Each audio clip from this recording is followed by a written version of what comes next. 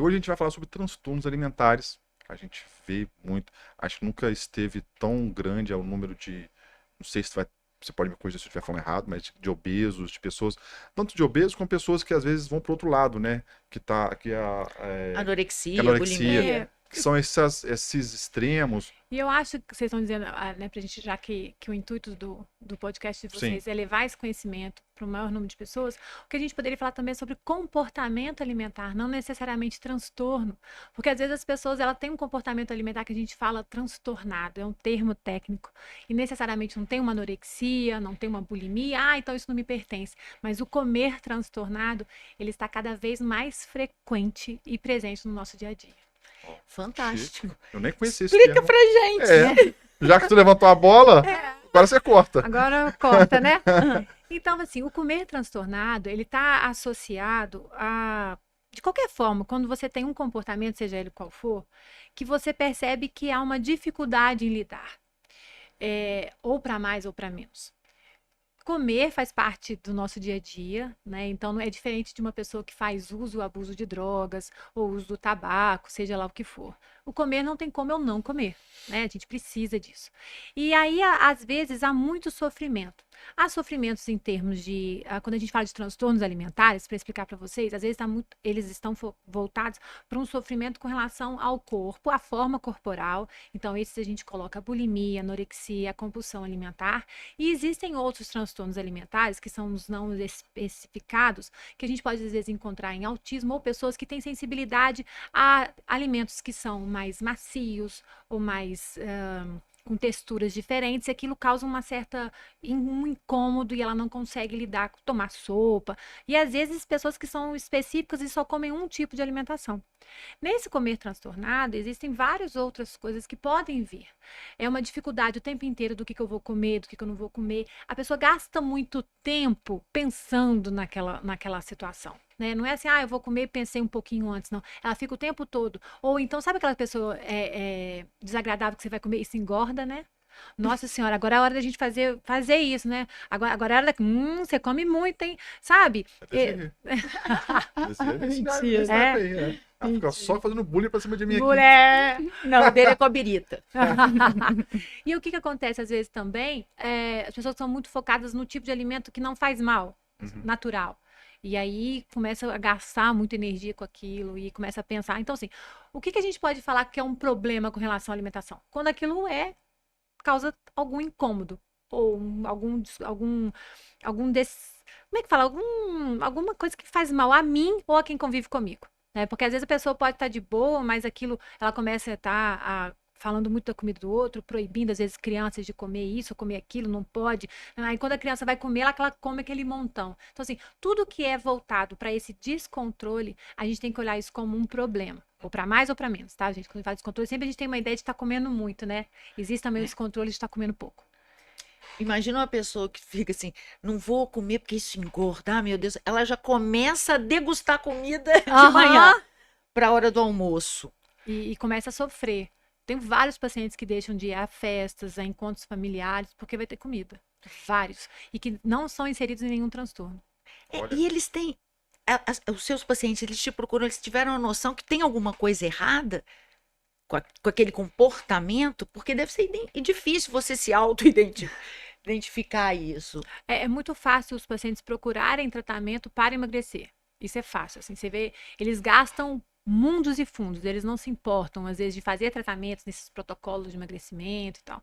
E o que acontece, às vezes, muito paciente que chega, que eu faço liberação para balão intragástrico, cirurgia bariátrica, e às vezes paciente com anorexia e bulimia, então isso vai depender e demandar, o que leva uma pessoa a procurar tratamento é sofrimento. Né? Ninguém chega lá, eu tô ótimo, vem aqui te ver, Janaína. Claro que tem pessoas que têm coisas que são mais ruins e outras pessoas querem só melhorar. Não tem nada muito ruim, mas eu quero melhorar ou a minha vida conjugal, ou minha alimentação, seja lá o que for, né? Hoje em dia não se procura mais psicólogo igual era. Antigamente era vergonhoso, as pessoas tinham vergonha. Eu me lembro que quando eu fui trocar de consultório, o meu na beirada da rua. ali, quem mora em Juiz de Fora, perto do Hortifruti, naquela rua de José Cesário. E eu lembro que um paciente falou assim, mas você vai ficar ali na beirada da rua, todo mundo vai me ver entrando aqui, né? Hoje em dia não, a gente tá nem aí, o pessoal fala, posta, chega lá, ó, tô aqui na clínica, tô na Ágape, né? Vim cuidar de mim, hora do meu dia, então isso já melhorou bastante. Mas de qualquer forma, há algum, quando vai procurar com relação à alimentação, há algum sofrimento frente a isso. O que a gente tem que ver. E tem pessoas que às vezes comem as mesmas coisas todo dia, que aquilo ali não tem diferença. Agora, tem gente que come as mesmas coisas todo dia porque ela tem medo de sair engordando. Então, ela tem medo de perder o controle. E aí, ela só come restritamente a mesma coisa. Então, isso tudo vai depender. Eu não sei se eu tô lidando mais. Aumentou o número de bariátrica? A incidência de cirurgia? Procura? Ah, De sim, procura? sim, né? Porque hoje em dia até o próprio SUS oferece, né? Antes era aquela cirurgia que a gente falava aberta. Eu tive uma paciente, a minha primeira paciente eu a perdi. Eu lembro que foi muito impactante para mim, porque ela antes, há muitos anos atrás, apesar de eu parecer ter 25, eu comecei com isso porque foi assim: chegou um médico lá que marcou uma consulta comigo, não sabia. Ele entrou e falou: eu queria sua ajuda. Falei: ó. Ele falou: mas você sabe pra quê? Ele falou: porque eu vejo os pacientes fazendo a cirurgia bariátrica, eles voltam, eles estão engordando. E não tinha, antes não era obrigatório o acompanhamento psicológico. E ele falava: é uma cirurgia muito séria, não sei o quê. Então, antes fazia, eu lembro uma paciente que ela falava assim: Janaína, eu carrego uma cruz dentro de mim. Aí ela pegou, abriu a blusa e mostrou. Era uma cicatriz que vinha do peito até o umbigo e a lateral fazendo uma cruz na barriga. Por causa da cirurgia, porque ela era aberta, não era, hoje é por vídeo, né? Então, o problema diminui absurdamente o risco da cirurgia. E ela falava: eu carrego essa cruz dentro de mim. Então, eu e a comida, isso é uma cruz, né? Ela falava: cada um tem que carregar a sua, a minha é essa, porque ela tinha uma compulsão alimentar muito grave, um descontrole, que isso tem a ver com funcionamento cerebral, hereditariedade, isso é uma coisa que a gente fala genética, há uma dificuldade no controle, é como se fosse, até, não vou falar que é igual, tá, gente? Porque o vício em bebida tem a parte química, que aí piora em alguns aspectos, mas a ideia de dificuldade de controlar o impulso é a mesma. E isso eu lembro que aí depois de um tempo ela tinha uma filhinha e deu complicação na cirurgia. E aí ela morreu. Eu já tive uma outra também que fez, e ela veio para mim depois também. Eu não tinha feito a liberação, não. Paciente que já tinha feito há muitos anos e chegou para eu atender. Ela era uma professora queridíssima e ela fez essa cirurgia e ela não conseguia, ela tomava bromoprida e depois ela comia por cima e aí ela começou a gastar. Ela começou a comprar pano, fazia rolos de pano, não sei por que aquele monte de pano. A casa dela ficou em obra, ela não... Aí, conclusão, ela comia e tomava bromoprida. Comia e tomava bromoprida para dar a sensação de esvaziamento, para ela conseguir comer mais. Aí foi dando uma infecção, o outro passou um tempo, ela também faleceu. Então, assim, é muito sério, sabe? Quando eu libero uma pessoa para cirurgia bariátrica, eu já fiz assim todos os estudos. Às vezes existem pacientes com compulsão que a gente pode liberar, sim. Quando você percebe que o paciente já está diabético, ele assim, ou faz a cirurgia ou ele piora. Mas hoje em dia é mais tranquilo por conta do tipo de intervenção que é feito, né? Os hospitais são muito mais bem equipados para isso, os profissionais mais bem treinados. Então, assim, aumentou muito por isso também, né? Digamos assim, a chance de dar problema na cirurgia já diminui. Tem toda a parte psicológica que é importante ser acompanhado. O lance de engordar, né, de ser obeso, que as pessoas que buscam emagrecer tem muito de tratar o efeito e não a causa, né? As pessoas ficam tentando, aí tomam um remédio para inibir o apetite, aí ou vai para comer sua folha, faz aquela que não come carboidrato, ou seja, fica tratando o efeito e ela não vê a causa por trás disso. Você percebe isso também? E a causa geralmente é psicológica? Não necessariamente. A obesidade é uma doença e ela pode ser herdada também, que a gente está falando é isso. Às vezes, desde pequenininha a pessoa é obesa. Ela tem uma dificuldade imensa. Eu tive uma paciente que ela foi fazer, colocou o balão intragástrico e ela sempre foi acima do peso. Teve um quadro de bulimia, onde ela ficou com os joelhos lesionados, porque quem não sabe, né, bulimia, a gente ouve muito falar de vomitar, né? Vai lá e provoca vômito. Mas o uso de laxante e também atividade física em excesso pode ser uma bulimia. Como às vezes a atividade de excesso vem fantasiado como uma coisa de bem-estar, mas não é.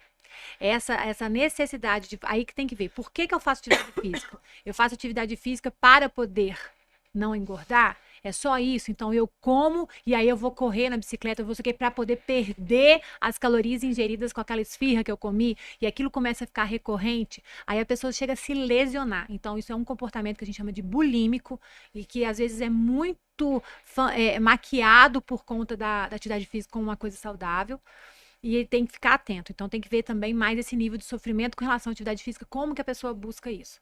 E aí, essa paciente, quando ela colocou o balão intragástrico, o que ela percebeu? Ela emagreceu pouquíssimo.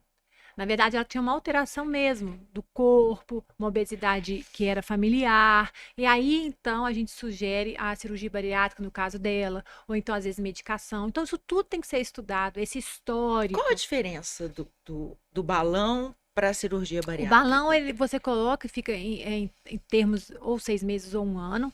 E ele serve, ele fica... Você coloca ele no estômago, ele fica inflado. Pode pôr em torno de 750 ml, isso vai variando de acordo com o tamanho Aí do você estômago. costuma Aí comer você só aquilo? começa a comer menos durante um E período. depois tira? Depois tira. Depois tira. Hoje em dia tem um comprimidinho que você toma e que ele infla, assim. É muito interessante. Você pode colocar por endoscopia esse balão e ele funciona. Ele funciona como um treinamento. Ele ajuda, às vezes, pessoas que querem perder um peso maior. Então, a gente funciona agora. Coloquei, emagreci, depois engordo tudo de novo. Isso pode acontecer de verdade.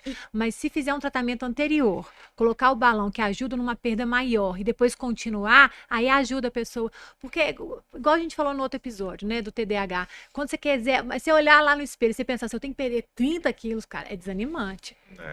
A pessoa fala, não, mas o rolê aqui vai ser louco, né? Conforme o bagulho vai ser difícil o negócio.